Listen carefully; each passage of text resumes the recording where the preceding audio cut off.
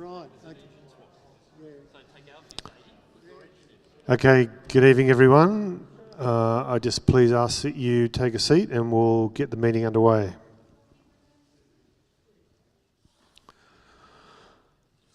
Okay, good evening all. I declare the meeting open. Good evening to members and guests. Welcome to the June General Meeting of the Total Land Cruiser Club of Australia.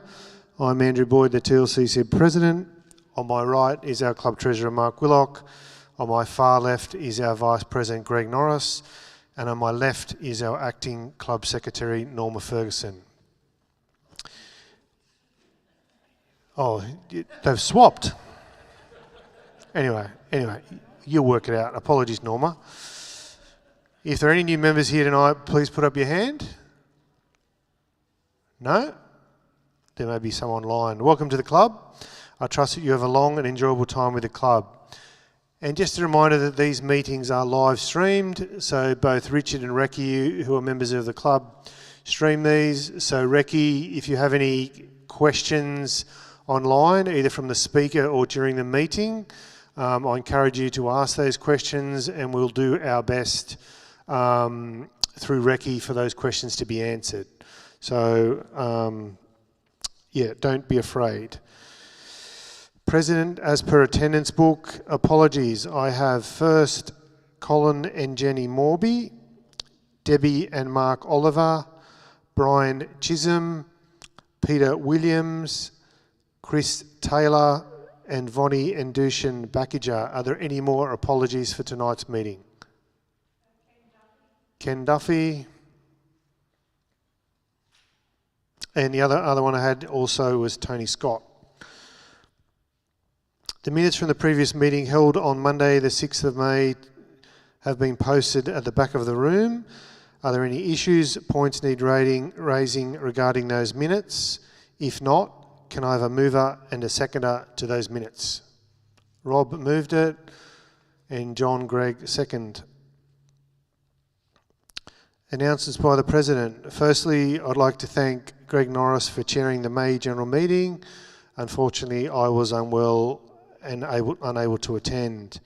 Tonight, I would also like to thank Norma Ferguson for filling in for Colin, as Colin is touring overseas. So thanks very much, Norma. This weekend sees Coolandilly host the June long weekend fireworks. This event, the club hires a professional pyrotechnic company called Elite Fireworks. If you're at tonight's meeting or watching online, if you have never been, I suggest you do. It's an awesome night. We're still looking for some helpers to assist on the night. So the bookings are actually still open till midnight tonight, but if you'd like to go, you've never been, either email Debbie at social@tlcc.com.au or come and speak to one of the committee and I'm sure we can make sure you're well fed on the night. So the club does a barbecue with some nice salads, bread rolls, and then at intermission of the two fireworks displays we have dessert down on the Coolandilly property, which consists of slab cakes, ice cream, plus many other goodies. The Total Land Cruiser Club of Australia Victorian branch have great pleasure in hosting the National Gathering in 2025. The National Gathering is where all the Total Land Cruiser clubs across Australia get together and they meet at a central location. This, in 2025, that is at Mansfield Showgrounds. So it's being held from the 31st of March 2025 to the 5th of April.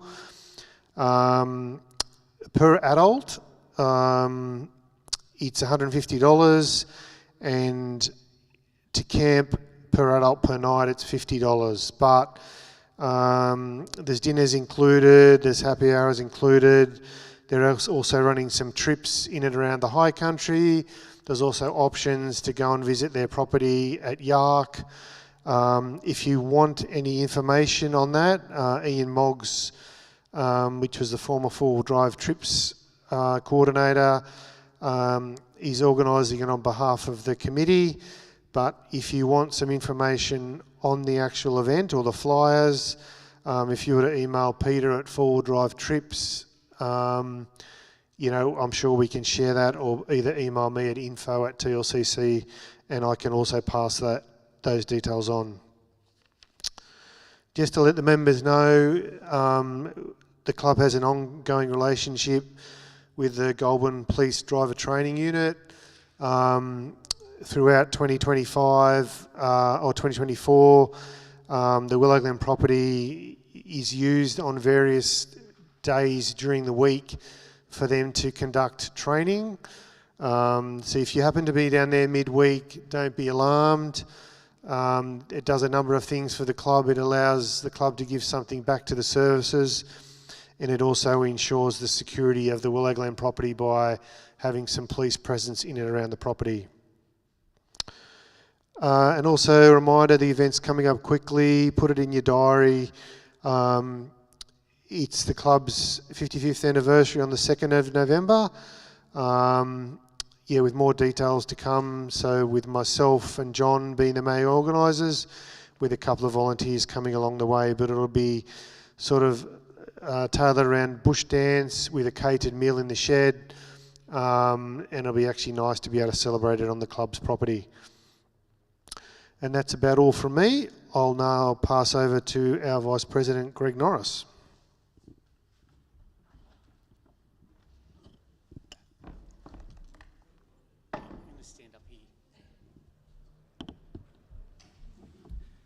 G'day everyone. You would have seen in the last CES that I put the results of the survey in there. That was, of course, my interpretation of those results. Quite a lot of data. And if you haven't read the CES and you're interested in that, there is a link that you can click on, and it gives you an analysis of all of the information that's being entered in the survey at that particular point in time. So it's dynamic. And also I'm thrilled to announce that our guest speaker tonight is Raw 4x4. And we've got Matt, who's the general manager, Kelly, who's in charge of promotion, and Simon, who looks after their interests here in Sydney. I love a lot of things about this company. One is they're an Australian company. They design and build their own suspension systems in Newcastle. They started off as power down, building suspension systems for trucks, and that was Matt's father who started that company about 40 years ago. 19 years ago, Matt started the four-wheel drive division of that. So as you can see, they bought one of these. I said it was a clever thing to do because you can't just steal one. And if you try and order one later, they'll know it was you. So with no further ado, I'll get Matt to come up and tell you a little bit about Raw 4x4.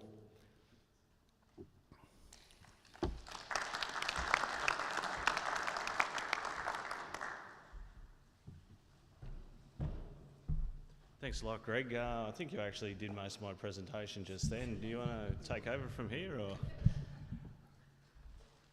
Okay, we've got the screen up there, Richard.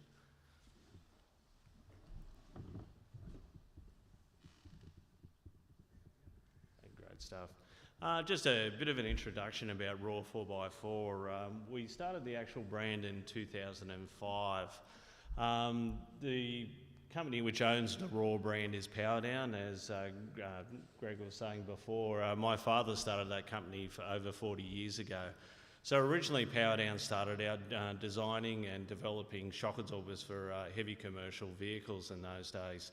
So things such as a small Isuzu up to a Kenworth or Mack road train is what we used to service in those days. And the Powerdown company, even today, still supplies Mack on the production line, Kenworth on the production line. Trucks are made in Australia, so we design shock absorbers basically for Australian conditions. A lot of the shock absorbers in those days came from North America or Europe. So we designed shock absorbers which are actually for long distances, heavy loads. And what the Raw brand was about was we actually took that truck technology over into the Raw brand. We always had a four-wheel drive range, but we gave it its own identity in 2005 because we saw the markets were distinctly different, and also the needs of the two markets were totally different as well. So some of our suspensions can be found all around the world. There's an interesting 79 series there on the left. It's actually an armoured vehicle that we work with a company over in Dubai. They build these on a 79 series chassis. And it's around about 7 tonnes. Once they put there's a 50 cal machine gun which goes onto the roof. It definitely clears the traffic pretty quickly. Armoured personnel. So they use a lot of those vehicles for border patrols around the Middle East, Africa, places like that. So that's where some of these 79 series chassis end up in specialist applications like that.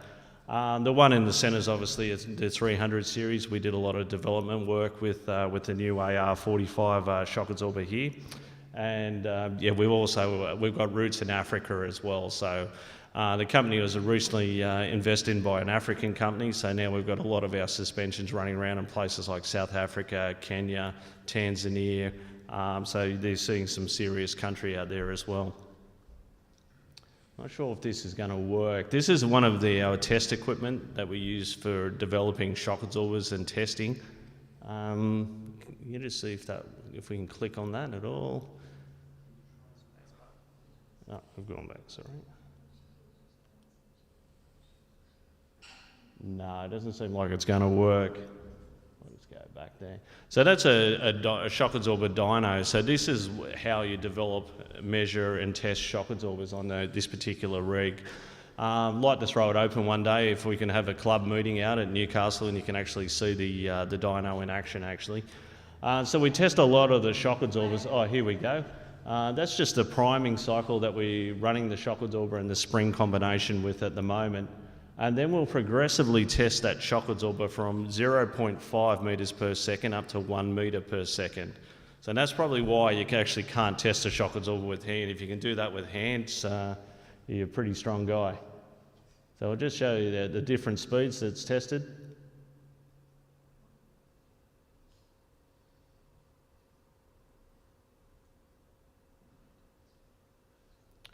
So yeah, that last cycle is 1 metre per second, and unfortunately cameras never capture how quickly that thing's actually moving, but that particular dyno allows us to, we can go out and capture data out in the field, so we can put displacement sensors onto a vehicle, we can capture that data or record that data and then come back and replay this. So things like a washboard surface or the Strzelecki track, places like that, we can actually come back and bring the world's worst conditions back to our lab so we can test shock absorbers just to ensure that the oil's going to last, the seals are going to last. It's usually those washboard surfaces is what the real shock absorber killer is. We also produce monotube shock absorbers in our factory as well. So on the left there, the Predator series is produced in Newcastle. So we do small production batches of monotubes. So we can do specific valving, different lengths, and also it aids in speeding up development as well because we can actually produce those shocks in Newcastle. We also got an articulation ramp there to test the bump and the extension of the suspension. A shock absorber tester there with that red plate, which is a Triptronic plate, which moves the wheels up and down at different speeds. It's really good for isolating noise or suspension noise, as well as it aids as a brake tester as well, especially now with caravans getting very big behind the vehicles. Braking is becoming an essential part of 4x4s now to pull that mass up because you've virtually got a multi-combination vehicle now. So braking is becoming a very important part, especially GVM upgrades as well. And we also got a leaf spring tester and coil spring testers as well. So when we get a vehicle, we also got, we do 3D scanning of the vehicles. That's just a scan of inside the arch of the wheel. In this case, we're looking at the control arms and the steering knuckles. So that's what's been scanned there with 3D and it's been rendered. And you've got the articulation ramp. So we'll run the vehicle up the articulation ramp before and after suspension's actually been fitted. And it just sees how far the vehicle can go up there, as well as the compression of the suspension, as you can see on the right-hand side, and also the extension of the travel of the rebound of the shock absorber and the suspension system as well for traction. We've got CAD capabilities, so this particular shock absorber down here is what's been drawn there in CAD. So that CAD gives us the advantage we can do FEA analysis on the shock absorbers, as well as doing all the design parameters, keeping our tolerances and everything in check. And eventually we'll get a shock absorber and fit that particular unit up onto the vehicle and do our ride and evaluation. So sometimes we might get it right the first time, sometimes it can take up to about 6 different iterations to get that actually right. This particular shock absorber we've got down here,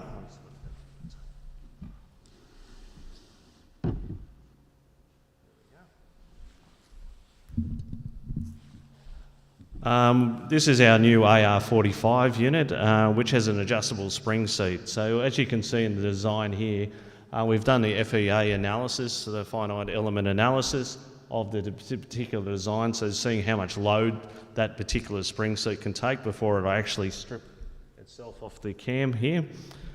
This spring seat also allows for adjustment. So it can be adjusted upwards.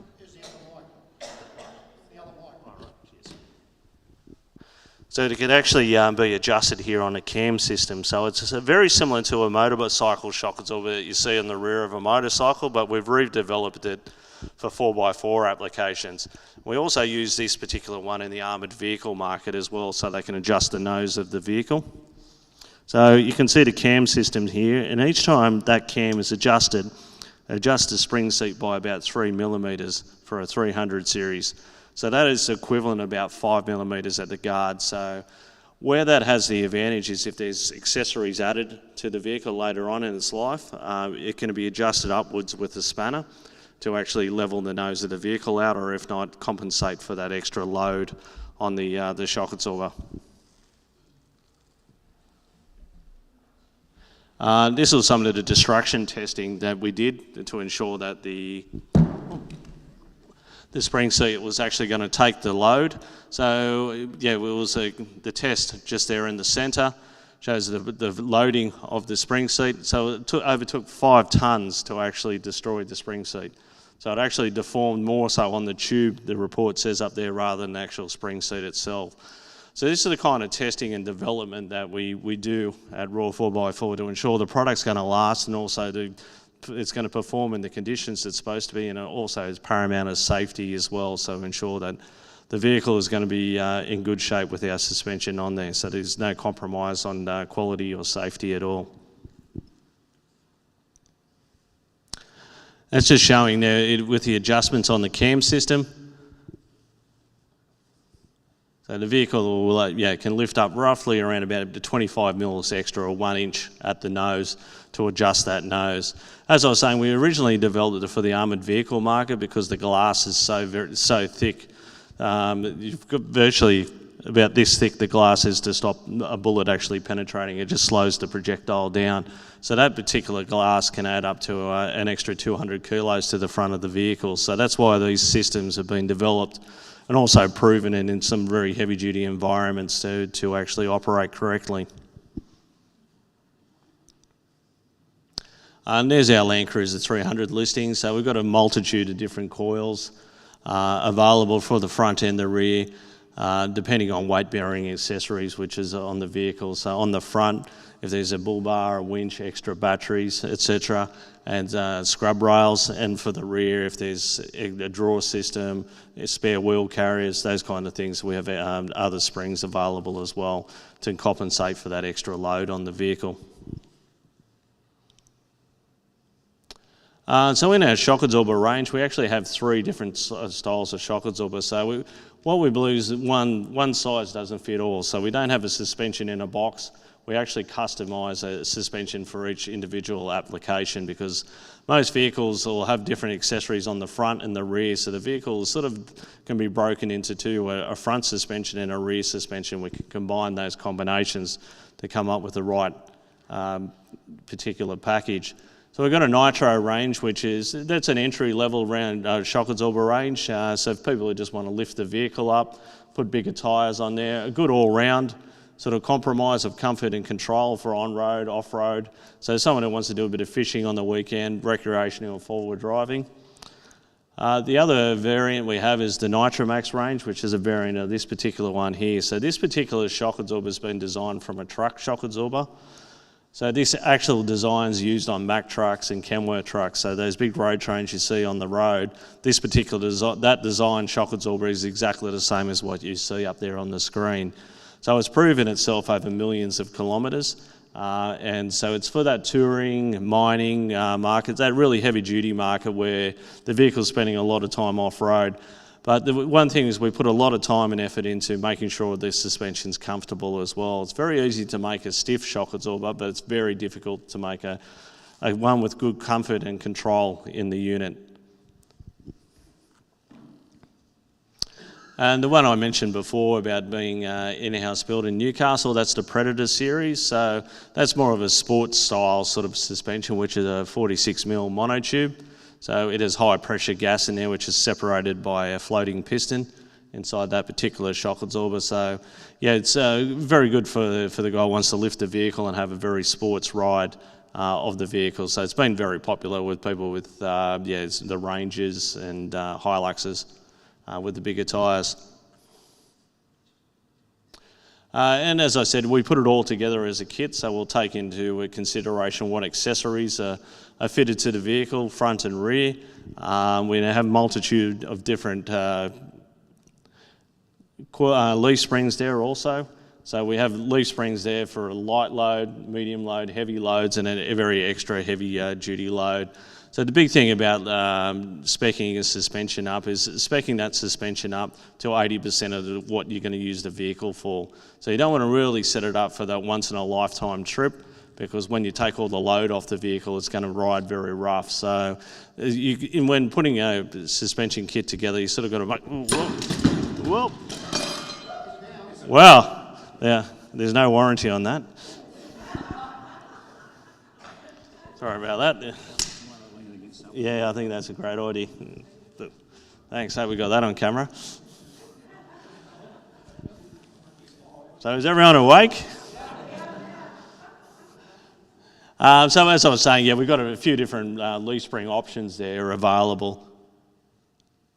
Also, we do control arms, sway bar links, all those kind of stuff where a vehicle has been lifted a little higher in the 2-inch mark. We have that available. And we also do specialist things as well for vehicles. We've got a driveline spacer kit, wedge kit up there, which is for the new Ford Ranger. So the V6 unfortunately gets a bit of a vibration issue on the V6 Ranger, the next gen Ranger, because the driveline isn't exactly straight. So what that actually does is lower the driveline down level once the vehicle's been raised, and also cocks it to the side because there's a kink in the drive shaft. So that particular wedge kit's very unique in that sense as well. We've got sway bar links as well, that for the Ranger. So we've got a Ranger just parked outside if you want to have a look at it. Yeah, you won't see too much, unfortunately, in the dark, but it has that wedge kit and sway bar links in there. So it's a full package for the vehicle to ride and handle. So the big thing about wire fitting a raw suspension is improving the ride and handling, especially if the vehicle's been modified, if it's got weight-bearing accessories on the front or the rear of the vehicle. Also taking heavier loads as well, especially if there's a canopy draw system, adds weight to the vehicle. So you have to compensate that by extra spring rate or a heavier suspension in the rear, and overall greater comfort. So especially with leaf springs, if you can get the weight right for what kind of leaf spring you got on the rear, the more improved quality of the ride that you're going to get out of the vehicle. Just to insist in selecting the right parts for the application, we have a kit builder on our website. So you basically go into the website, you select what shock absorbers that you want for the vehicle, and then go through the accessories, what accessories are on your vehicle. So if it's got a winch or bull bar, you just plug those in and just press the add button, and it'll add up the weight which is on the vehicle, and then afterwards we'll make a recommendation on what springs for the front and rear would be recommended. So it's just a tool there just to assist in the selection of springs. Because that's the biggest issue that we see with four-wheel drive suspension, is the people not selecting the right springs. They're either going too light or too heavy. So we've got those tools in place so you can select the right components for your vehicle. And that's it. Is there any questions?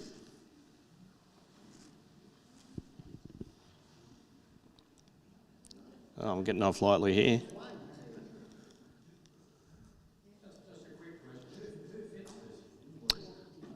We've got selected distributors throughout. So the Tyre Power Network fit those independent suspension centres. Some of our truck customers do it because they do truck and 4x4. Some of our wheel lining customers.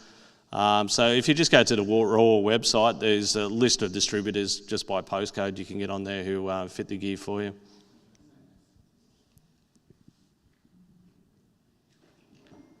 Great stuff. Okay, thanks a lot, Greg. Give Matt a big clap.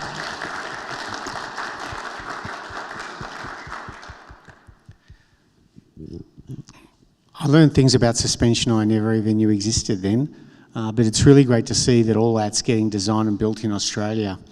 And so if you're out in the middle of nowhere, you want to make sure that your suspension and shock system's not going to fall out of the back of your car. Thanks again, guys. And in case you missed it, their Raw 4x4 Ranger is outside, parked under the lights. If you want to go and check it out, it looks really mean. Terrific. That's it. Thanks.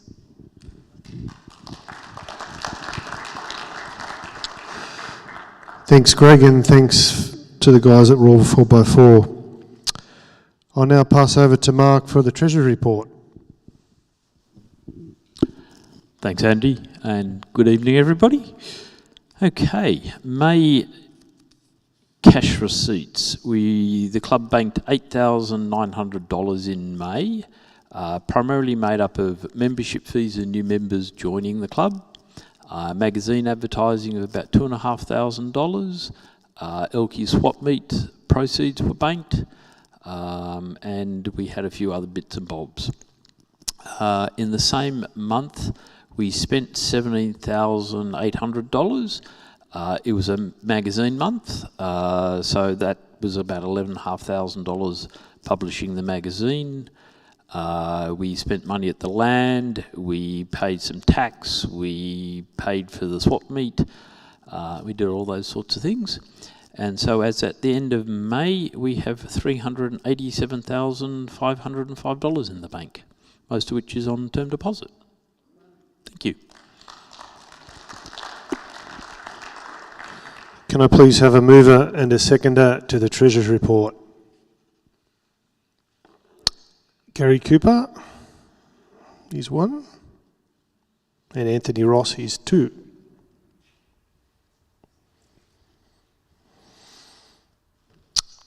Thanks, Mark. I'll go to Education and Gary Cooper.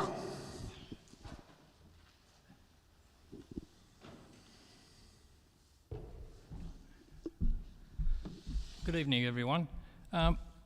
Before I start going through the education courses and things, I just thought I'd explain to you what a current basic driver training weekend looks like.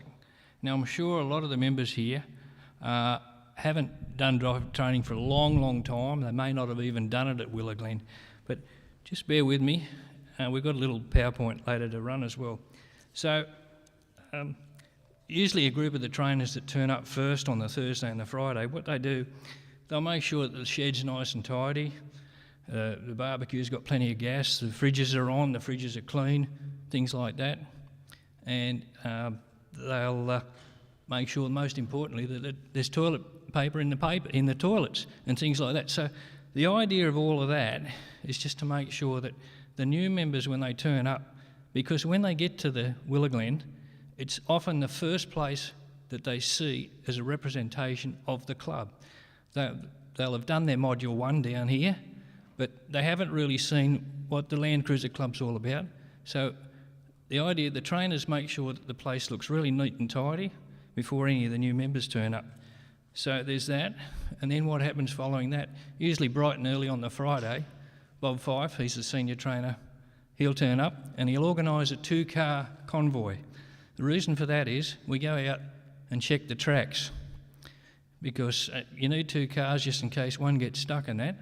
So that's just what a basic driver training weekend looks like. Now, I've just got a little PowerPoint to run, so John, would you run that, please? So this is from May. Driver training.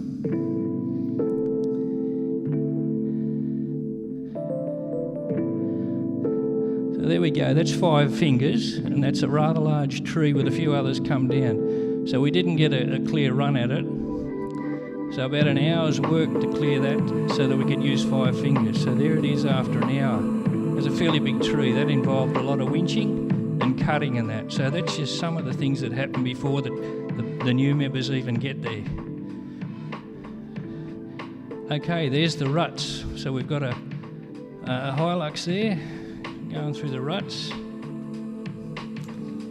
Pajero Sport, a little bit low in standard trim, he was dragging, but he got through all right. Okay, the water crossing. I've got a fair bit of water down there. We had to drain it. It was up over 700. Okay, there's Jimmy Gately demonstrating the correct way to do a water crossing. You've got the blind on the front, right speed, right gear. Okay, the 300 doing it, one of the students. An old 80, that's actually a petrol one, manual. Don't touch the clutch. Road building. Choosing the correct line, filling in the holes. And the merry-go-round.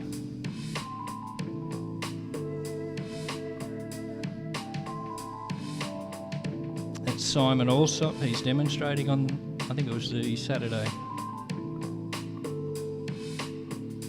There's the 80 coming up.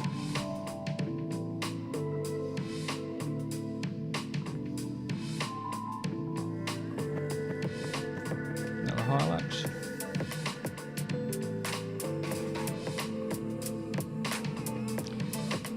Okay, 300.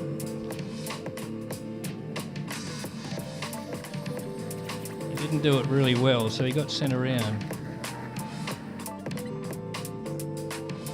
And this is with a bit more style and grace.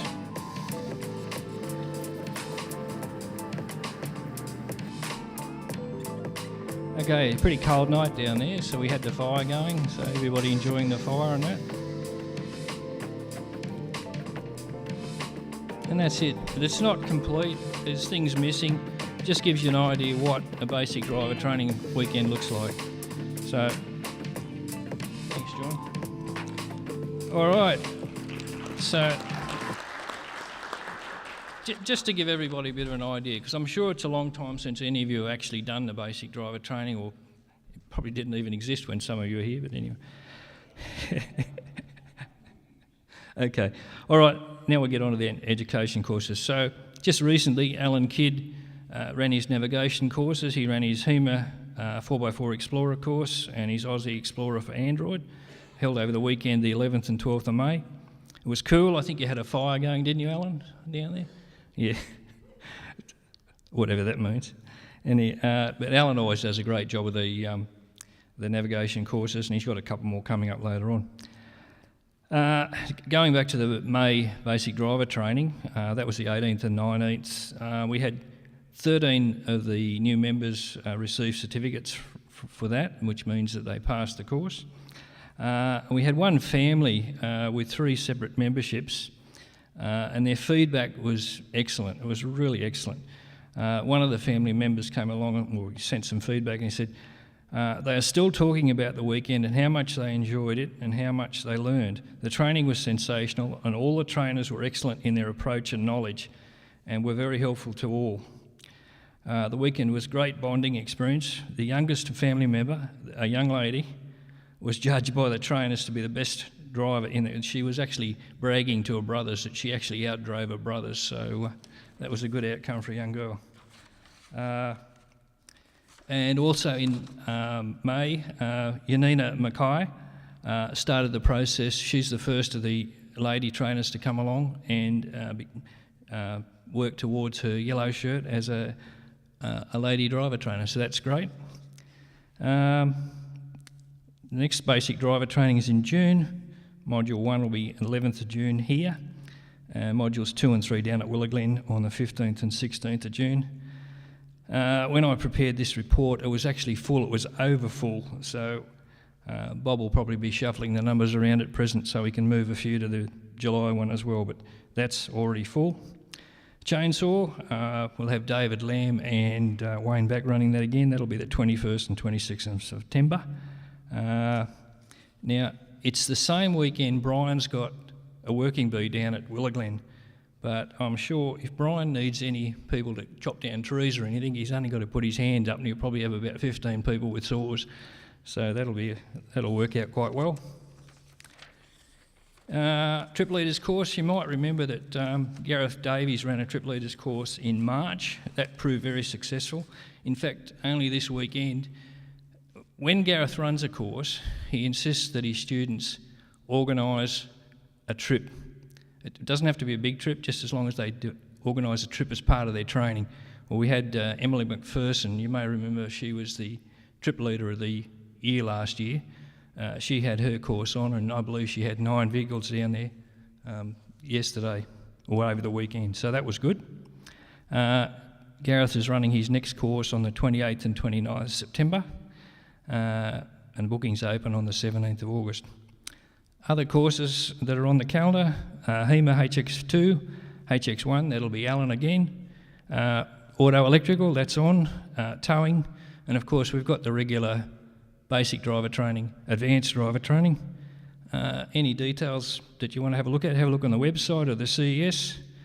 As far as sand driving goes, I've asked, and we've got to wait on, we've got some trainers that are prepared to be able to run it, but I'm hoping to have 1 or 2 courses later in the year for sand driving. And as generally, if anybody's got something they think would be of interest to our members and want to present it as a course, just give me a ring and perhaps we can turn something into a course. And that's about it for education. Thank you.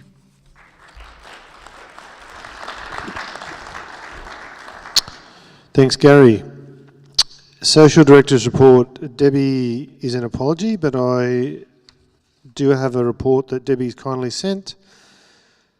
Fireworks. We have 199 adults booked and 93 children, but I'm probably pretty sure that is probably grown since this afternoon.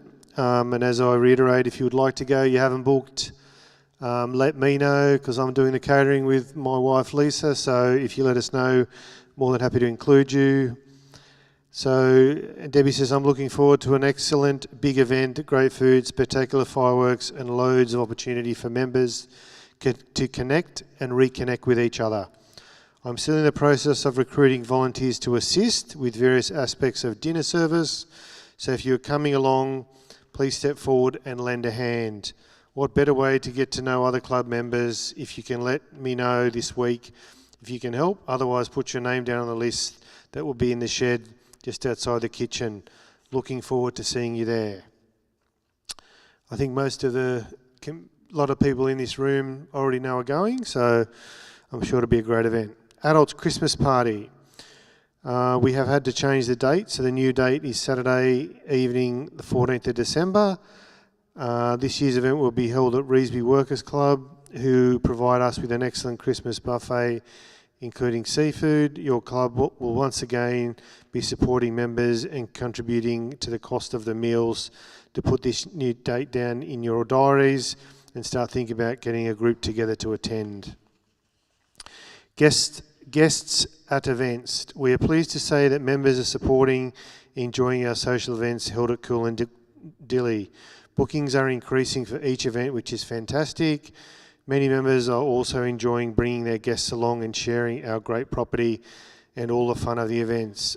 As you would realise, these are costs involved in providing craft, games and meals. So committee has decided to commence a small charge of $10 for each guest, excluding children under 5. I'm sure that all members who have brought guests along would agree that this is an excellent value for money. This will be introduced at the next club event, which will be Halloween on the 26th of October. Kind regards, Debbie.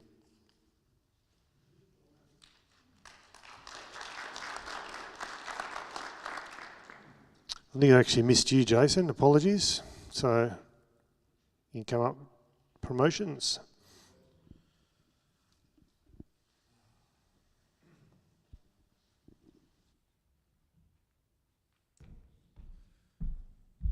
Good evening, everyone. Excuse me if I sound a little dusty. I've been up since 3 o'clock. It's been busy at work the last few weeks. So promotions. I've had word from a couple of advertisers with, thank you, Recce, with accounts to settle, and I just need to get invoices out to their new email addresses, and they will be settled, so a little bit more money coming back into the club for that. Beyond that, new advertisers, nothing great on that side of things at the moment. I did have a little word at the last committee meeting in regard to a little venture that I'm looking at in regard to some slightly larger advertisers, but it was suggested that that's something that would need to be brought forward in 25 to the big Land Cruiser catch-up with all states, because I'd like to involve all states in that. So there will be news on that, depending on what occurs there. Bit of a wait. Beyond that, Eastern Creek, four-wheel drive and adventure show, 6th to 8th of September. It's a little while away, but it's obviously a big thing to organise. I'll be starting to get stuck into that very soon, and we'll definitely in the next magazine pop out something in regard to getting some assistance, some volunteers there to have a chat with potential club members and to help man our stand. Apart from that, that's relatively short and sweet, and I bid you all farewell. Good night. Yeah, thanks, Jason. We actually do have a new advertiser. It's a company in Queensland by the name of Just Autos. They're coming on board from the next meeting. Anything he knows anything about that company? I've spoken to the guy who owns business personally. He's probably the guru of tuning Toyota four-wheel drives. I did have a chat to Richard. We're going to try and get him at some point to probably dial into a meeting. So great company for the club to be on board with, and we look forward to having them on board from the next meeting. So Jason's also working on a couple of new advertisements, as is Greg, which is great. Land manager report is going to be done by Greg, as Brian is unwell tonight. No. Trips. So where is Sue? Has any report? Or does Gordon, do you want to give us a report of what happened on the weekend, or? No? Yeah?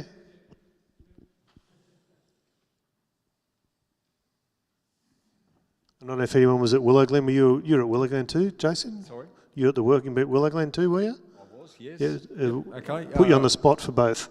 Not a problem. Yeah, Willow Glen, it was a very modest roll-up for that. There was a grand total of, I believe it was 6 of us there. The idea of that was we had a few pages of suggestions on what needed to be done, in particular with the driver-trainer tracks. So we got out there and rolled up our sleeves, did a fair bit of chainsawing to make it a little bit more accessible for the trainees, so that they're not damaging their cars when they're going down the tracks. Beyond that, we trimmed back a lot of the vegetation that was also growing over the tracks, got all that cleaned up. So yeah, it was interesting having a look at some of the obstacles, which it was only 2 years ago Leslie and I drove at the driver training, and I've got to say that the merry-go-round is quite imposing compared to what it was when we did it, as was Five Fingers. That was very tight. But I believe there's some more earthworks booked in to be done for that to get things a little bit more gentle. So yeah, that'll be something to look forward to for the driver trainers and the trainees. Then last weekend, down at the beautiful Willow Glen, Cool and Dilly. Yes, sorry, I am a little bit tired. Cool and Dilly, we basically did the regular tidy up. The mowing was done, bit of whippersnippering, cleaned up around the shed. The amenities, fortunately, the wonderful portaloos were not used, so they were pretty much left alone, just refilled on toilet paper. We also got the bonfire ready, so again, a bit of fun on the chainsaws for the members who have done the course, and got the bonfire ready. We got things fenced off so that no one could access that area and get in and light the fire if they get a bit cold. Apart from that, it was two wonderful weekends. While I'm on camera, I'd love to say working bees are such a wonderful way to learn about four-wheel drive trips. You're there with the heart and soul of our club. You go down and typically there's going to be 12, 15 people there, and I guarantee you've got 150 years of driving around Australia experience. If you want to learn how to drive around Australia or plan a trip, come to a working bee. We'd love to have you along. You don't have to come to everyone, just come to one. We'd love to have the company and someone else to, swing an axe and, dig a few holes. Do a whippersnipper, if you like, jump on the ride on mower if you can't do a lot else. We're accommodating. Thank you.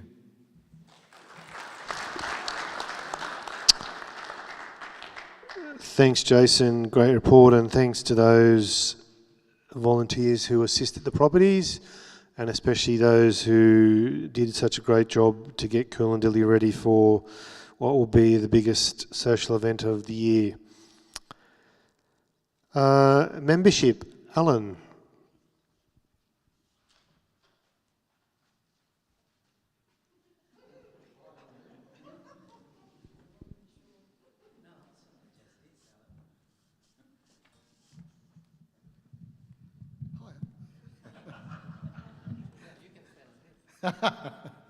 Thank you.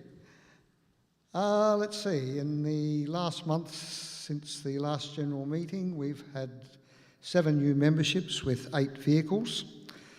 Particularly pleased, we've had 11 membership renewals. Now, we did a mail out a little while ago for people who were about to completely lapse. We give members 3 years of non-payment, and then after that they've got to come back as a new member. And so far we've got 8 of those people who have signed up again. So we're now up to a total of 149 memberships, which include 23 life, and there are 257 email-only recipients for the magazine. Thank you.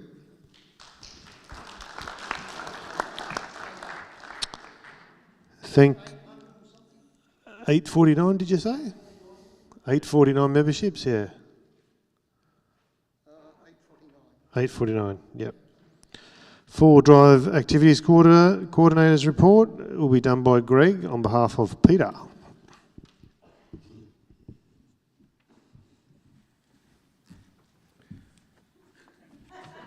Thanks, Ricky. You'll just have to pretend that I'm much better looking and I have hair. So, Peter tells me that we had 4 trips started in May, 2 of which still had spaces on when they ran, which is a bit disappointing, given that one of the big issues in the recent survey was the fact that people wanted to have more trips to go on. We've got 3 trips scheduled for June. There's spaces left in one of them at the moment. I'm announcing one of the trips that I'll be running for the new members on the 22nd, 23rd of June tonight. And if there are anyone here that qualifies as a new member and you're interested in going on that trip, please see me afterwards. And it'll be put up on the website on Wednesday. And the first trip for June, as Gary mentioned, was run last weekend down at Willow Glen. There's 2 more trips scheduled for September, October this year, and there's also the National Gathering in Victoria, which is on the trip website, and you can register your interest as you would normally register for a trip, but you're just registering your interest at the moment, and later on, when we have to collect money, that's when you actually have to decide whether you're going to go there or not. So that's my trip report. I'd like to give a little bit of a trip report of my own on one of the trips that I did last year.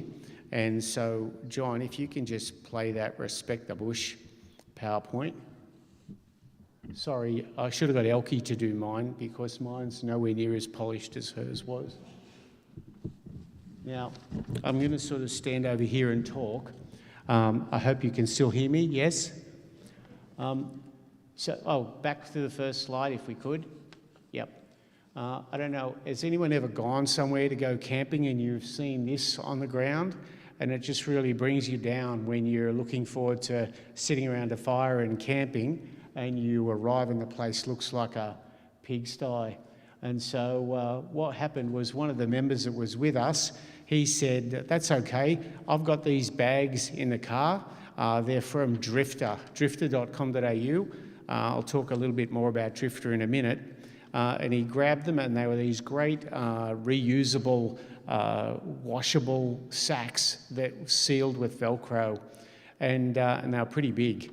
And it was almost like the loaves and the fishes. He opened them up and it didn't matter how much rubbish we put in there, we could still keep putting more in.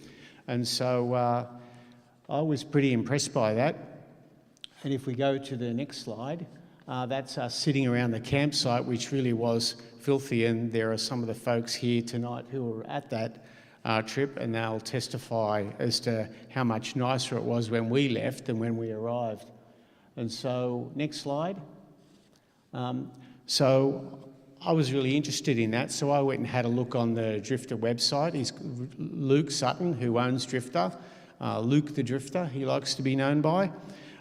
He talks, he's got quite a great YouTube clip on Respect the Bush if you want to have a look at it. And it was an idea that he had when he had the same issue we had. He'd go to a place to camp and there'd be rubbish everywhere. So he started thinking, well, how can I resolve this?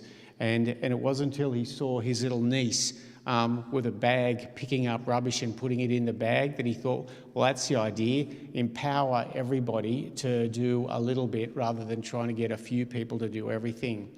And so from that, next slide, he's come up with that's Luke, that's his mighty truck in the background, and he's come up with the sacks that look like this.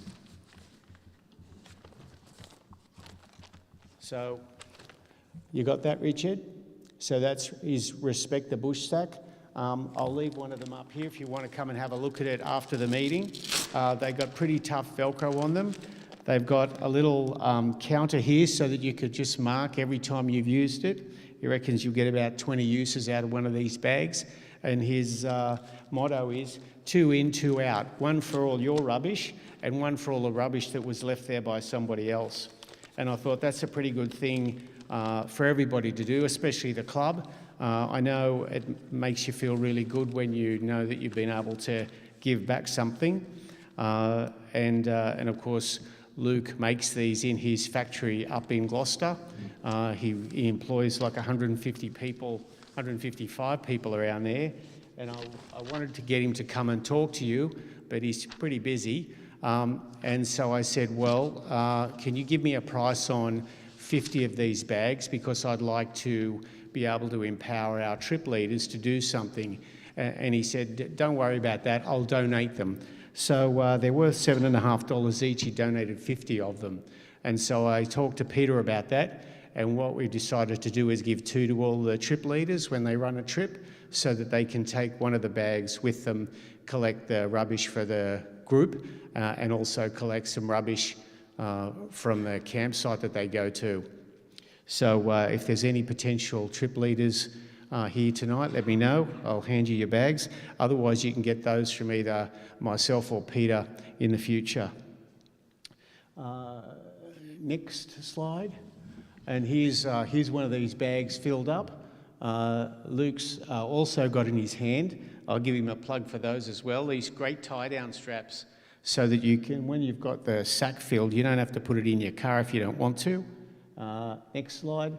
He actually ties his to his wheel carrier. And next slide.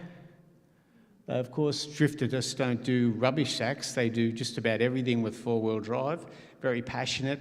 It's worse than going to Bunnings, though, if you ever walk into his Gloucester store, in case you haven't been there. Make sure you've got your wife with you to stop you from spending too much money. And one more. And that's Luke and his sister and his little nieces saying thanks for making a difference. So I'll give Luke a big thanks.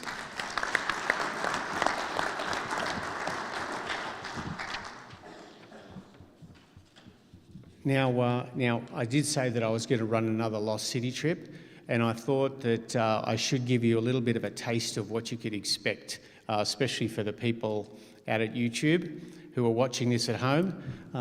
This is what you can expect if you go on that trip.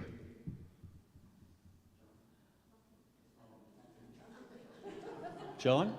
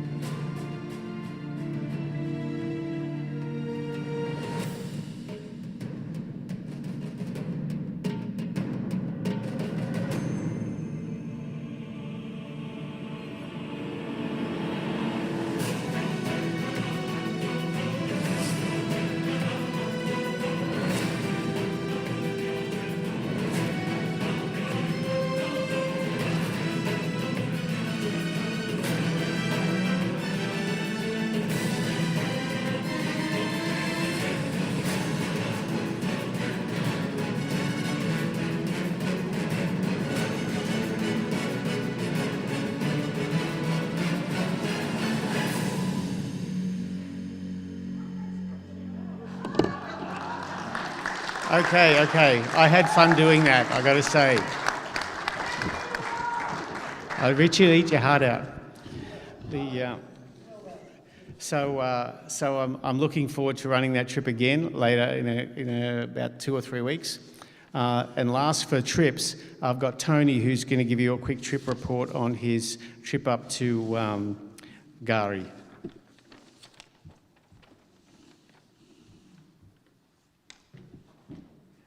How am I meant to follow that? Jeez. Thanks, mate. Alrighty. So in April 21, a group of 8 of us, and we've got Peter and Nicole, and David and Pauline here, we went up to Kagari, Fraser Island, for those that were unaware.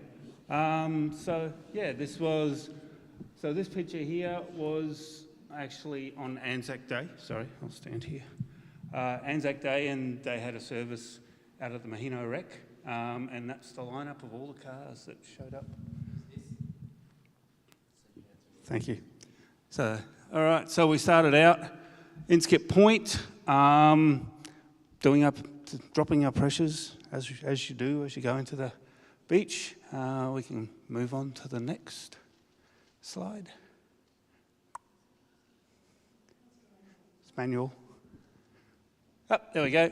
Hit the barge and we headed over. We've got Andy, we've got Ian, a couple of the kids that were with us. And it's a quick 10-minute trip across Inskip Point over to Fraser. Oh, I can do that. Okay. Yep.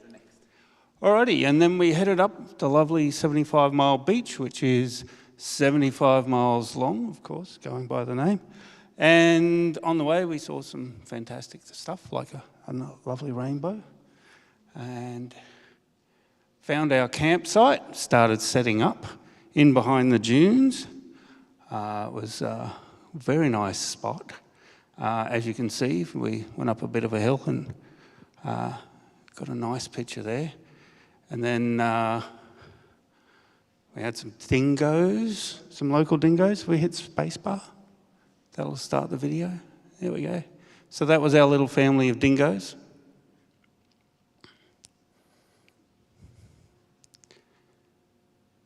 And they didn't really hang around too much. There's always a lot of talk about dingoes, but they don't bother you too much as long as you put your rubbish away and make sure everything's okay. We'd head to Happy Valley Resort, had some lunch and snacks before we then headed up, had a little quick look at the Mahino, checked it out. There were some lovely photos there, too many to put through, but we got some very good ones here. Parts of the wreck are still falling down, as you can see on the left there, but it's actually, it's still there. We had a good time there. Headed up to the Pinnacles. It's another lovely spot just along the beach past the Mahino. And then on our way to the North Cape.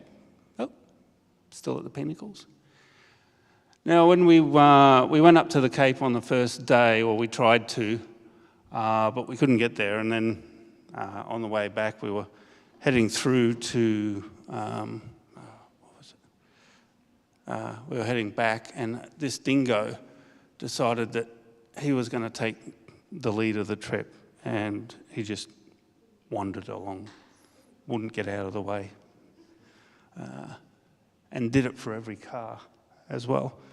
We then headed on down. We went to Champagne Pools, had a lovely swim there. And then the Gala Rocks. Another day, we did make it up to the Cape, and I'm happy to report that no one in the group got stuck at Nagala Rocks. We made it all the way through on the way up, and we made it all the way through on the way back, and nobody got bogged, so it was great. Going over some of the rocks, though, Andy did win the Hole-in-One award and found the only hole in that set of rocks to drop into.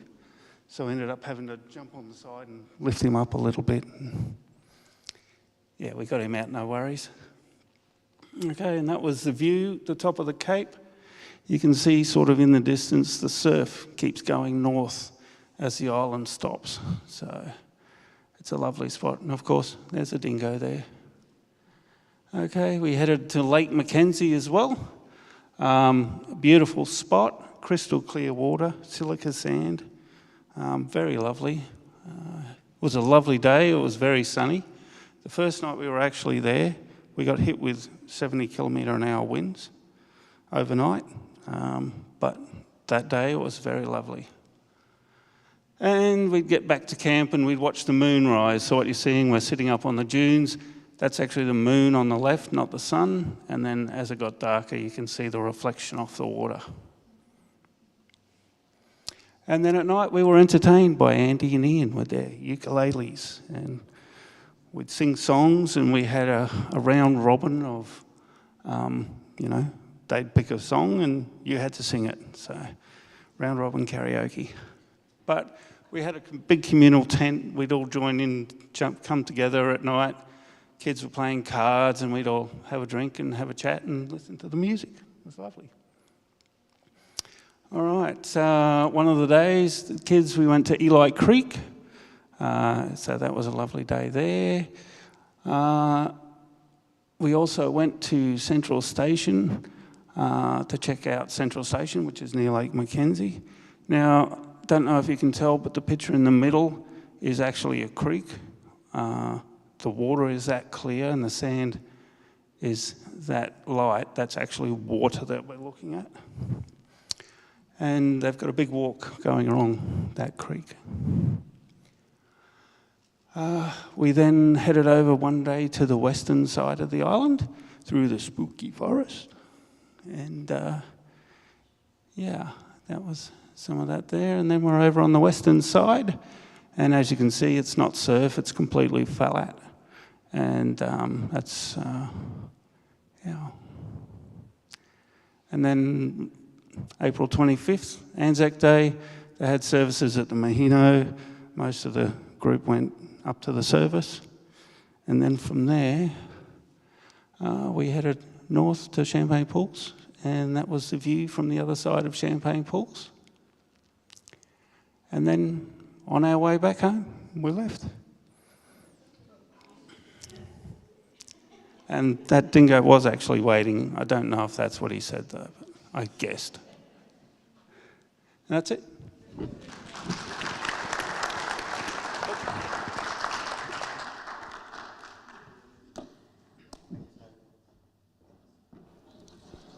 Thanks, Tony. A great report, well done. Okay. Okay, thank you. General business from the members. Sue? Rob?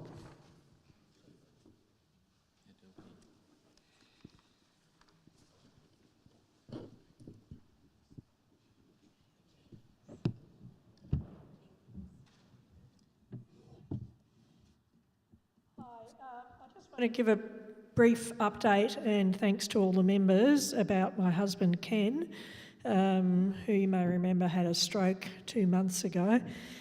He was home from hospital last week. The public health system is funding a further 6 weeks of in-home rehabilitation for him. He was able to climb in the car by himself. He can walk up the stairs at home. He has to hang onto the rail and take it slowly. He's looking after himself pretty well. He can make a cup of tea.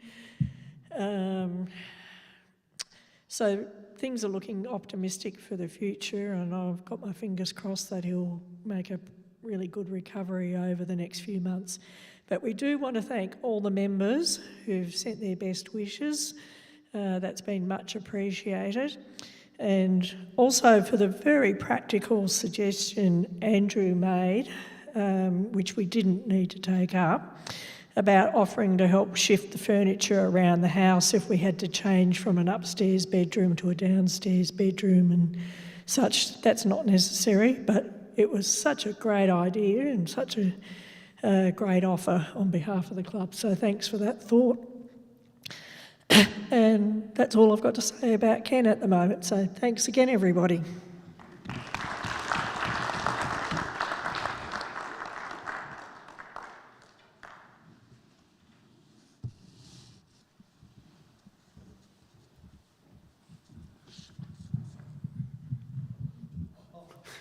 G'day folks, just wanted to share something with you, an experience that I've just recently had. As a lot of you know, I have a 200 series Land Cruiser. About 4 weeks ago, actually 4 weeks ago today, the 3rd of May it happened, I was travelling across the Warrenora Bridge. We were going down towards the bridge, and I changed back in select mode to 3rd gear, decelerating down the hill without using the brakes. The engine stalled. I got to the bottom of the hill, coasted to where you turn left to go down under the bridge, and I was in the left-hand lane waiting for a chance to get out and see what I could discover. I opened the bonnet, quite a lot of fumes coming out of the pro vent. I thought, okay, I'll try and start it. So I tried to start it, it wouldn't fire. So I got my jump starter kit out, put that on, it fired up. I got the vehicle going. I went down over the old bridge, back up the hill towards Bangor. I got to where the tavern is at Bangor, and it expired. And I then waited for about 3.5 hours to have it towed. By then it was after working hours. I had it towed home, arranged for the NRMA to have it towed to a repairer on the Monday. It's been at the repairer since that Monday, which would have been the 5th, and they started work on it on Tuesday last. The problem is the engine has run its bearings. Now, it had, when I bought it, 300,000 K on it, fully serviced at Toyota Mudgee and a one owner.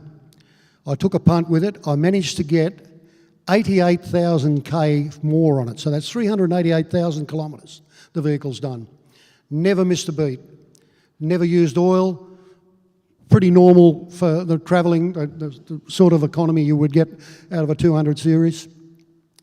So in the end, what had happened, it was over at, it's actually at Dr. Diesel at Chipping Norton, and they have begun to install a brand new crated engine from Toyota, including 2 new turbos, a new starter motor and an alternator.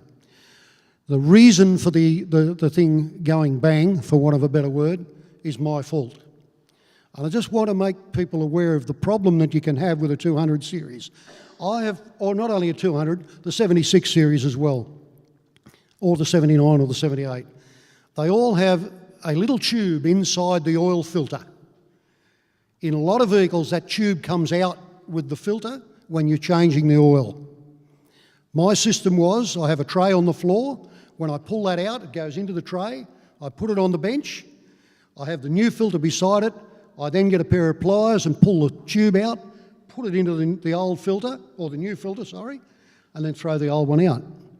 Somewhere along the line that day, and I would have done 10 or 15 of these oil changes on the V8 diesels, I have missed, been sidetracked, forgot to put the tube back in the new filter.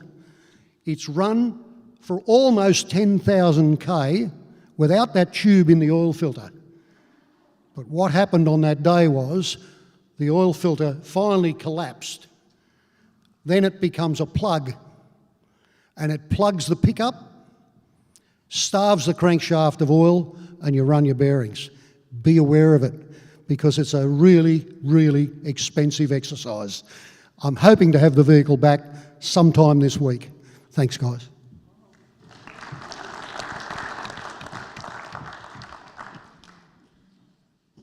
Elkie?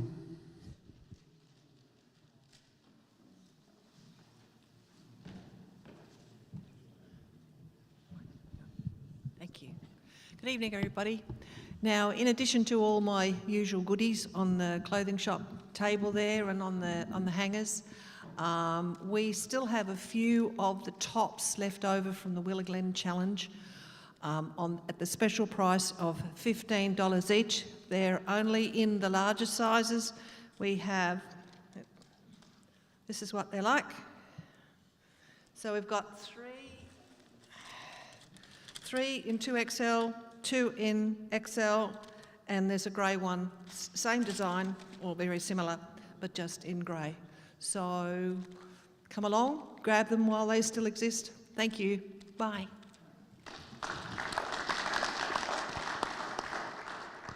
Any other general business from the members? No? General business from committee? Greg? Mark? Norma? Alan? Jason? I just get a couple of things. Just upcoming meeting November 2nd is at ARB Thornley. Just a reminder that we have the show coming up in September. If you can assist at that show, please let Jason know. We'll get some rosters created, so just email him at promotions@tlcc.com.au or see him tonight. Yeah, it's run over 3 days. Like if you did a shift of 4 hours, probably need at least 2 or 3 people every day on the stand. And the other one is the national gathering. As Greg mentioned, it's expression of interest also on the website. I've been to a number of these, as is Mark. They're quite interesting, especially the conference itself. And like some of the clubs have only got 50 or 60 members, we're by far the biggest, probably by over double. And it's quite interesting to see how obviously our club operates versus some of the others. There's some things you can learn, obviously, out of the other clubs, which is great, and also conference in and around the high country for those who haven't been there. It's a great place to go forward driving, as most of us would know. Sergeant at Arms, Leslie.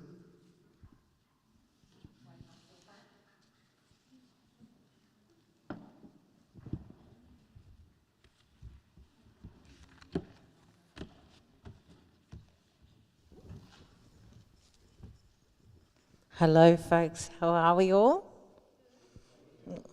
Thank you all for coming out on this very cold night. Would one of our guest speakers like to come up and draw the raffle?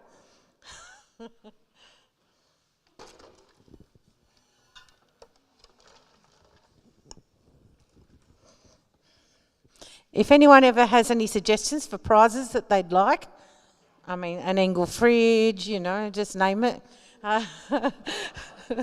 Let us know so we can accommodate everyone. Just reach in and draw away.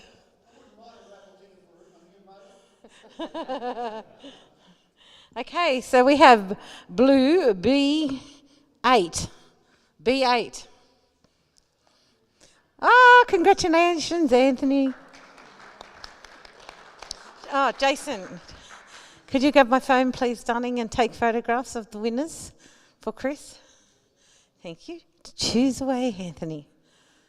Oh, smart choice, I say.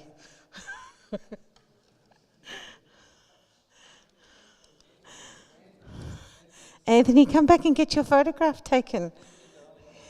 Okay, give us blue steel.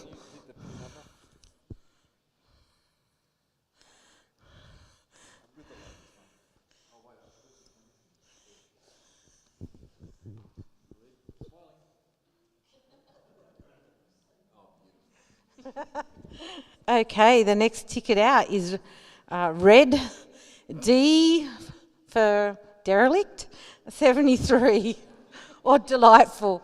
D for delightful, 73. Oh, congratulations, John.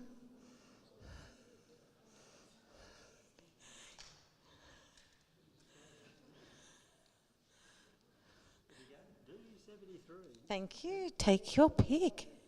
We've got a chair. We've got a single burner butane stove.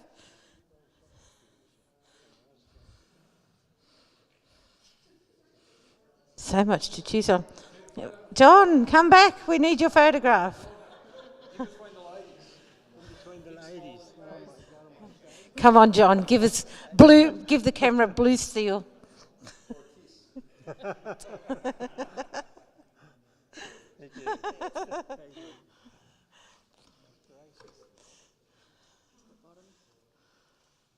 We have another blue, B21.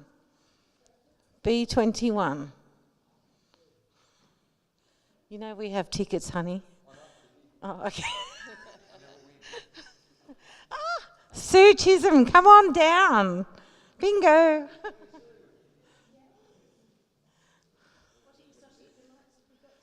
We have a chair and a fire extinguisher. You can put out Brian's temperature. I could put out, I won't say it.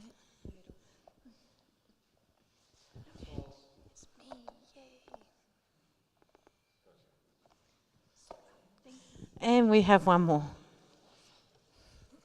Thank you so much. It's another blue ticket, and it's B93. Guess what? You won a chair. Thank you so much. That's fine. Oh, yes. In the middle.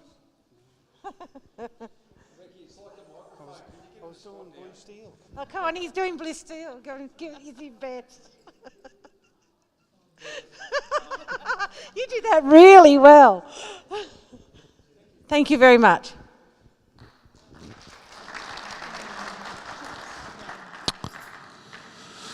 Thank you, Leslie, and congratulations to all the lucky winners. The next TLCC general meeting will be held on Monday the 1st of July at 8 p.m. at this location. I declare the meeting closed. Have a safe trip home. Thank you.